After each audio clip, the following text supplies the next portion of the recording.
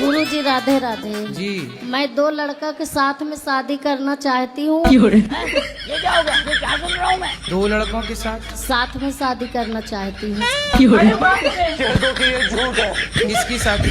लड़कों की। आपके दो लड़के हैं हाँ और साथ में शादी करना है। साथ में। कितने मनुष्य जो खौफनाक डकैत। प्रणाम गुरु जी, मैं कलकत्ता से। बोलो। मेरा प्रश्न है, मैं कौन हूँ? मैं किधर से हूँ?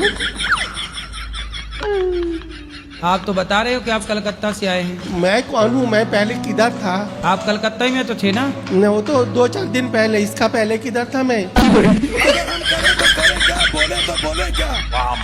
मैं जब जन्म लिया तो कलकत्ता से लिया, लेकिन जन्म से पहले मैं किधर था? आप अपनी माँ के पेट में थे।